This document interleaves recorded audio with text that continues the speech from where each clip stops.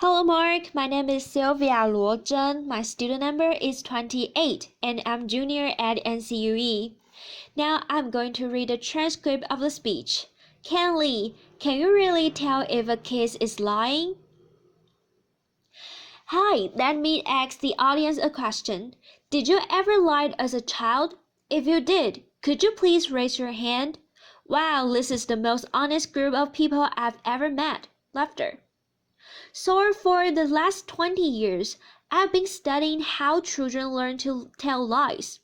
And today, I'm going to share with you some of the discoveries we have made. But to begin, I'm going to tell you a story from Mr. Richard Messina, who is my friend and an elementary school principal. He got a phone call one day. The caller says, "Mr. Messina, my son Johnny will not come to school today because he's sick." Mr. Messina asks, "Who am I speaking to, please?" And the caller says, "I'm my father." Laughter. So this story, laughter, sums up very nicely three common beliefs we have about children and lying. 1. Children only come to tell lies after entering elementary school. 2. Children are poor liars. We adults can easily detect their lies.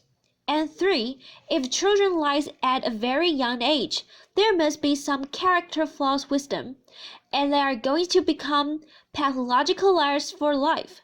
Well, it turns out all of the three beliefs are wrong. We have been playing guessing games with children all over the world. Here is an example. So, in this game, we ask children to guess the numbers on the cards. And we tell them if they win the game, they are going to get a big prize. But in the middle of the game, we make an excuse and leave the room. And before we leave the room, we tell them not to peek at the cards. Of course, we have hidden cameras in the rooms to watch their every move. Because the desire to win the game is so strong, more than 90% of children will peek as soon as we leave the room. Laughter. The crucial question is, when we return and ask the children whether or not they have picked, will the children who picked confess or lie about their transgression? We found that regardless of gender, country, religion, and 2 years of age, 30% lie, 70% tells the truth about their transgression. At 3 years of age, 50% lie and 50% tell the truth. At 4 years of age, more than 80% lie. And after 4 years of age, most children lie. So, as you can see, lying is really the typical part of development, and some children begin to tell lies as young as 2 years of age. So now, let's take a closer look at the younger children. Why do some but not all young children lie? In cooking, you need good ingredients to cook good food. And good lying requires two key ingredients. The first key ingredient is theory of mind, or the mind reading ability. Mind reading is the ability to know that different people have different knowledge about a situation and the abilities to differentiate between what I know and what you know. Mind reading is important for lying because the basis of lying is that I know you don't know what I know, therefore I can lie to you. The second key ingredient for good lying is self-control. It is the ability to control your speech, your facial expression, and your body language, so that you can tell the convincing lie. And we found that those young children who have more advanced mind reading and self-control abilities tell lies easier and are more sophisticated liars.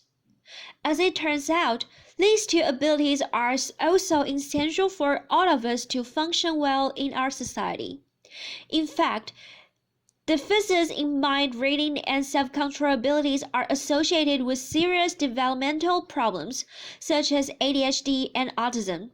So if you discover your 2-year-old is telling his or her first lie, instead of being alarmed, you should celebrate. Laughter. Because it signals that your child has arrived at a new milestone of typical development. Now, are children poor liars? Do you think you can easily detect their lies? Would you like to give it a try? Yes? Okay, so I'm going to show you two videos. In the videos, the children are going to respond to a researcher's question. Did you peek? So try to tell me which child is lying and which child is telling the truth. Here's the child's number 1. Are you ready? Video adult. Did you peek? Child, no. Kang and listens children number 2. Video adult. Did you peek? Child, no. Kang okay, if you think child number 1 is lying, please raise your hand. And if you think child number 2 is lying, please raise your hand. Okay, so as a matter of fact, child number 1 is telling the truth. Child number 2 is lying. Looks like many of you are terrible detectors of children's lies. Laughter.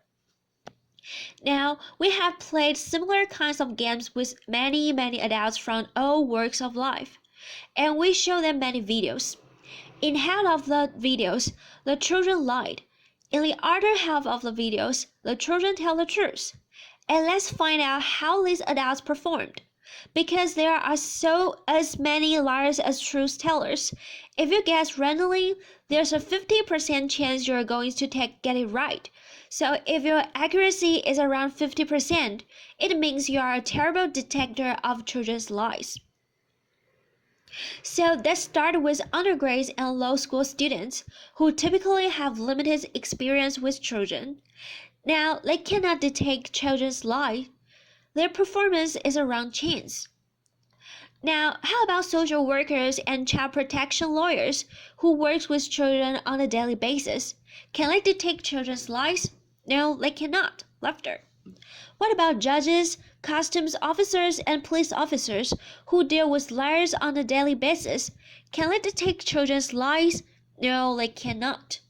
What about parents? Can parents detect the other children's lies? No, they cannot. What about can parents detect their own children's lies? No, they cannot. Laughter, applause. So now you may ask why children's lies are so difficult to detect. Let me illustrate this with my own son, Nathan. This is his facial expression when he lies. Laughter. So when children lie, their facial expression is typically neutral. However, behind this neutral expression, the child is actually experiencing a lot of emotions, such as fear, guilt, shame, and maybe a little bit of liar's delight, laughter. Unfortunately, such emotions are either fleeting or hidden, therefore it's mostly invisible to us. So in the last 5 years, we have been trying to figure out ways to reveal these hidden emotions. Then we made a discovery. We know that underneath our facial skin, there are a rich network of blood vessels. When we experience different emotions, our facial blood flow changes subtly, and these changes are regulated by the autonomic system that is beyond our conscious control. By looking at facial blood flow changes, we can reveal people's hidden emotions. Unfortunately, such emotion-revealed facial blood flow changes are too subtle to detect by our naked eye. So to help us reveal people's facial emotions, we have developed a new imaging technology we call transdermal optical imaging. To do so, we use a regular video cameras to record people when they experience various hidden emotions. And then, using our image processing technology, we can extract transdermal images of facial blood flow changes. By looking at transdermal video images, now we can easily see facial blood flow changes associated with the various hidden emotions. And using this technology, we can now reveal the hidden emotion associated with lying and therefore detect people's lies. We can do so non-invasively, remotely, inexpensively, with an accuracy at about 85%, which is far better than chance level. And in addition, we discovered the Pinocchio effect. No, not this Pinocchio effect, laughter. This is the real Pinocchio effect. When people lie, the facial blood flows on the cheeks decreases, and the facial blood flows on the nose increases. Of course, lying is not the only solution that will invoke our hidden emotions. So then we ask ourselves, in addition to detecting lies, how can our technology be used? One application is in education. For example, using this technology, we can help these mathematics teachers to identify the students in his classroom who may experience high anxiety about the topics he's teaching so that he can help him. And also we can use this in healthcare. For example, every day I Skype my parents who live thousands of miles away, and using this technology, I can not only find out what's going on in their lives but also simultaneously monitor their heart rate, their stress level, their mood, and whether or not they are experiencing pain. And perhaps in the future, their risks for a heart attack or hypertension. And you may ask, can we use this also to reveal politicians' emotions? Laughter. For example, during a debate, well, the answer is yes. Using TV footage, we could detect the politician's heart rate, mood, and stress, and perhaps in the future, whether or not they are lying to us. We can also use this marketing research, for example, to find out whether or not people like certain consumer products. We can even use this in dating. So, for example, if your date is smiling at you, this technology can help you to determine whether she actually likes you or she's just trying to be nice to you. And in this case, she's just trying to be nice to you. Laughter. So, transdermal optical imaging technology is at a very early stage of development. Many new applications will come about that we don't know today. However, one thing I know for sure is that lying will never be the same again. Thank you very much. 谢谢. Applause. Thank you.